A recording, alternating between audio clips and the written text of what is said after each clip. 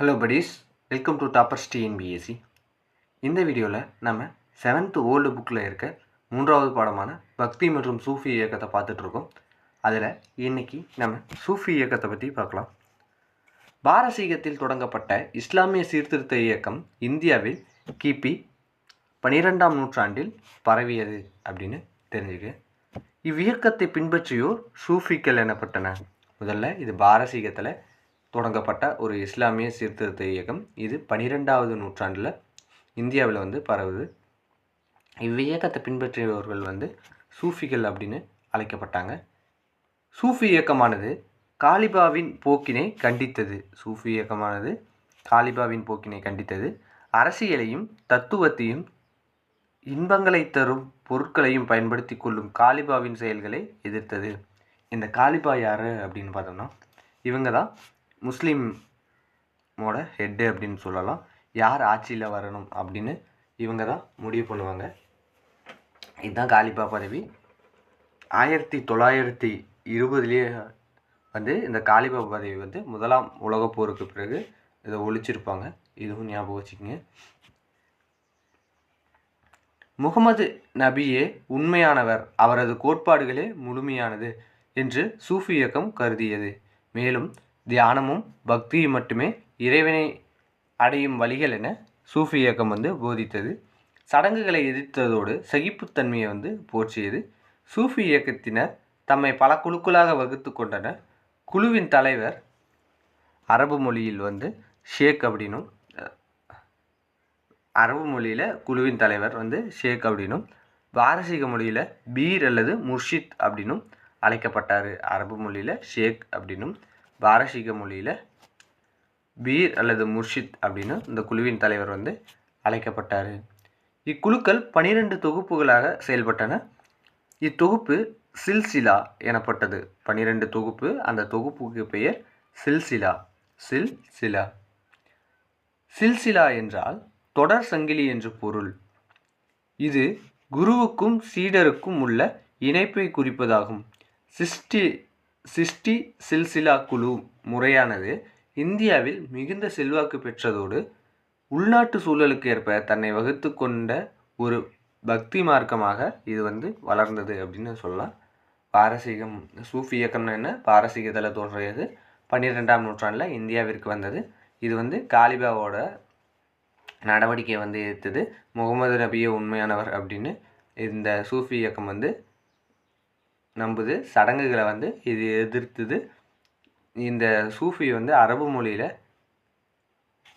சூஃபி குழுவோட தலைவரை ஷேக் அப்படின்னும், பாரசீக மொழியில் பீர் அல்லது முர்ஷித் அப்படின்னு அழைக்கப்பட்டாங்க. 12 தொகுப்புகளாக இது செயல்பட்டது. அந்த 12 தொகுப்புக்கு சில்சிலா அப்படின்னு பெயர். இந்த சில்சிலா அப்படின்னா தொடர் சங்கிலி. இது குருவிற்கும் சீடருக்கும் இருக்க இணைப்பை தெரிவிக்குது. இது தெரியணும். சூஃபி இயக்கம் பெயர் வரலாறு. சூப் என்றால் முரட்டு கம்பளி ஆடையை அணிந்து எளிமையை வெளிப்படுத்தும் துறவி என்பது பொருள்.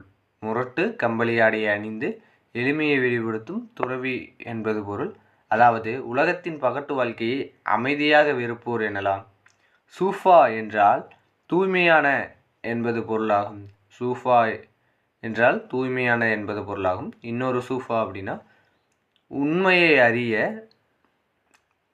குழுமிய கூட்டத்தினருடன் முகமது நபி நின்று கொண்டிருந்த இடமான மசூதியின் வெளிப்புற நடைபாதை இதுதான் குறிக்கும். அதாவது சூஃபா அப்படின்னா உண்மை அறிய குழுமிய கூட்டத்தினரோட முகமது நபி நின்று கொண்டிருக்கும் இடமான மசூதியின் வெளிப்புற நடைபாதையை நம்ம சூஃபா அப்படின்னு சொல்லுவோம். இந்திய சூஃபி இயக்கத் துறவிகளில் குறிப்பிடத்தக்கவர் யாருன்னா குவாஜா மொயின் உத்தீன் சிஷ்டி, பாபா பரீத், அடுத்ததா நிஜாம் உத்தீன் அவுலியா ஆகியோர். உங்களுக்கு இந்த பெயர்லாம் கஷ்டமாக இருக்கும் அப்படின்னு எனக்கு தெரியும். ஆனால் நீங்கள் சும்மா லேசாக பார்த்து வச்சுக்கோங்க. முதல்ல குவாஜா மொயின் உத்தீன் சிஷ்டி அப்படிங்கிறவர் யாருன்னு பார்க்கலாம். இவர் கிபி 1192 இந்தியாவிற்கு அஜ்மீரில் தங்கியிருந்தார். மனிதர்களுக்கு செய்யும் சேவையே சிறந்த இறைபக்தியாகும் என்றார். மக்கள் இவரை ஏழைகளின் காப்பாளர் என்ற பொருளில் கரீப் நவாஜ் என்று அன்புடன் அழைத்தனர். குழுவாக சேர்ந்து பக்தி பாடல்களை பாடுவதையும் கவாலி பாடல்களை பாடுவதையும் இவர் ஊக்கப்படுத்தினார். கிபி 1235 இவர் இறந்தார். இவரது உடலை அடக்கம் செய்த அஜ்மீரில் உள்ள தர்காவானது முஸ்லிம்களின் புனித தலங்களுள் ஒன்றாக கருதப்படுகிறது. தேங்காய் உடைப்பது, விளக்குகள் ஏற்றி வைப்பது போன்ற இந்துக்களின் முறைகள் இங்கு பின்பற்றப்படுகிறது. பாருங்கள், இந்த இதில் அஜ்மீரில் உள்ள தர்காவில் தேங்காய் உடைப்பது, விளக்குகள் ஏற்றி வைப்பது இது போன்ற இந்துக்களோட முறையில் இங்கே பயன்படுத்தப்படுகிறது. அடுத்து பாபா பரீத் குவாஜா மொயின் உத்தீன் சிஷ்டியின் சீடர் தான் இந்த பாபா பரீத். புகழ்பெற்ற சூஃபி துறவிகளுள் ஒருவராக இவர் விளங்கியிருக்காரு. கடவுள் ஒருவரே என்றும் மக்கள் சகோதரத்துவத்துடன் வாழ வேண்டும் என்ற கொள்கையுடையவராக இவர் இருந்திருக்காரு. மக்கள் எளிமையான வாழ்க்கையை மேற்கொள்ள வேண்டும் என கேட்டுக்கொண்டார். பஞ்சாபி மொழியில் பாடல்கள் பலவற்றை எழுதியிருக்காரு. அவை இந்துக்களாலும் முஸ்லிம்களாலும் விரும்பி பாடப்பட்டன. டெல்லி சுல்தானாக விளங்கிய பால்பன் பாபா பரீத்தின் பக்தர் ஆவார். ஞாபகம் வச்சுங்க, பாபா பரீத்தின் பக்தர் இந்த பால்பன் பாபா பரீத்தியோட பக்தர். அடுத்ததா நிஜாம் உத்தீன் அவுலியா அப்படிங்கிறவர் படாயின் என்ற பகுதியில் இந்தியாவுக்கு வந்த இவர் டெல்லியில் தங்கினார். இவர் ஒரு புகழ்பெற்ற இஸ்லாமிய துறவியாவார். இவரும் பாபா பரீத்தின் சீடராக இருந்தார். முதல்ல சீடராக யார் இருந்தார்? முதல்ல குவாஜா மொய்உத்தீன் அப்படிங்கிறவர், அவருடைய சீடர் பாபா பரீத். அடுத்தது நிஜாம் உத்தீன் அவுலியா, இவருடைய சீடர் பாபா பரீத்தோடைய சீடர் தான் இவர்.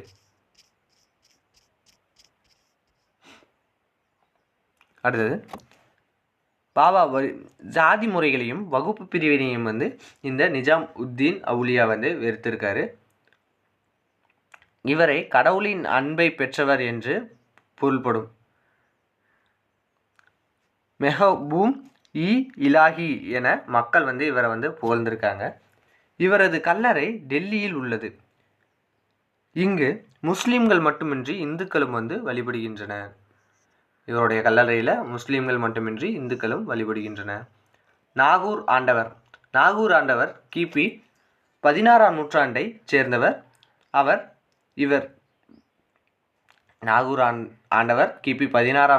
சேர்ந்தவர். இவர் மீரான் சாஹிப் என்றும் குவாதிர் வாலி என்றும் மக்களால் புகழப்பட்டார். தமிழகத்தில் நாகூரில் இவர் கல்லறை உள்ளது.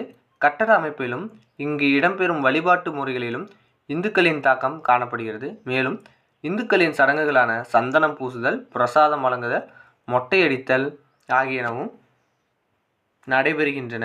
இங்கு நடைபெறும் கந்தூரி உருஸ் என்னும் விழாவில் அனைத்து மதத்தினரும் பங்கேற்பர். இந்த கந்தூரி உருஸ்ங்கிற விழா ஞாபகம் வச்சுங்க, அனைத்து மதங்களும் பங்கேற்பர். ஆனால் இது பக்தி இயக்கத்திற்கானது. அனைத்து மதமும் பங்கேற்பர், ஆனால் பக்தி இயக்கத்திற்கானது கந்தூரி உருஸ். இந்த டிஎன்பிஎஸ்சியை பொறுத்தளவுக்கு நமக்கு கொஸ்டின் எப்படி கேட்குறாங்க அப்படின்னா, இந்த பண்டிகைகளும் அதை தொடர்புடைய மதமும் இப்படி தான் கேட்பாங்க. இதையும் ஞாபகம் வச்சுங்க. அது தர்கா அல்லது கல்லறை. ஷேக் அல்லது துறவியின் கல்லறையானது இவரை பின்பற்றுவோரது வழிபாட்டு தலமாக விளங்குகிறது. காரணம், துறவியர் மரணமடைந்த பின்னர் இறைவனுடன் கலப்பர், இறைவனுடன் நெருக்கமானவர் என எண்ணுவதால் இவர்களது தர்காவை வழிபடுவதன் மூலமாக உலக இன்பத்தையும் ஆன்மீக பலன்களையும் பெற முடியும் என நம்பப்படுகிறது. அது பக்தி மற்றும் சூஃபி இயக்கத்தோட விளைவுகள். பக்தி மற்றும் சூஃபி இயக்கங்கள் மதவாதிகளின் கட்டுப்பாட்டிலிருந்து மக்களை பிரித்து எளிமைப்படுத்தின. மத நம்பிக்கையில் மறைந்து கிடந்த மூட நம்பிக்கைகளை பற்றி மக்களுக்கு எடுத்து கூடின. மக்கள் அனைவரும் சமமாகவும் சகோதரத்துவத்துடனும் வாழ வழி செய்தனர். பொதுவாக பக்தி இயக்கத் துறவிகள் சடங்குகள், உருவ வழிபாடு, சாதி முறை, மதகுருவின் அதிகாரம், மத வேறுபாடு ஆகியவற்றுக்கு எதிராக போதனை செய்தனர். அன்பும் பக்தியுமே தனியொருவரை கடவுள் தன்மையினை உணரச் செய்யும் என நம்பிக்கை கொண்டிருந்தனர். இந்துக்களும் முஸ்லிம்களும் சகோதரத்துவத்துடனும் நல்ல நம்பிக்கையுடனும் ஒத்துழைப்புடனும் வாழ ஊக்கமளித்தனர். சூஃபி இயக்க துறவிகள் கடவுள் ஒருவரே என்றும் மக்கள் அனைவரும் அவரது பிள்ளைகள் என்றும் போதித்தனர். வாழ்க்கையில் தூய்மையும் ஏழைகளுக்கு தொண்டு செய்வதையும் வலியுறுத்தினர். சடங்குகளையும் இவை பற்றிய நடைமுறைகளையும் வெறுத்த இவர்கள் மக்கள் நன்னடத்தையுடன் வாழ வேண்டும் என்பதில் அக்கறை கொண்டனர். பக்தி மற்றும் சூஃபி இயக்க துறவிகளும் இந்தி, பஞ்சாப், வங்காளம், தெலுங்கு, கன்னடம், தமிழ் ஆகிய வட்டார மொழிகளின் இலக்கியங்கள் மேலும் வளர்ச்சியடைந்தன. இந்த பக்தி மற்றும் சூஃபி இயக்க துறவிகளால் இது ரொம்ப இம்பார்ட்டன்ட். ஏன்னு பார்த்தோம்னா நிறைய இடத்துக்கு போதனை பண்ண போகும்போது அவர்களோட கல்ச்சரை பரப்புறதுக்கும் இந்த துறவிகள் உதவியிருக்காங்க. இதோட இந்த வீடியோ முடியுது. இந்த வீடியோ பிடிச்சிருந்தால் லைக் பண்ணுங்கள், ஷேர் பண்ணுங்கள், சப்ஸ்கிரைப் பண்ணுங்கள். நன்றி.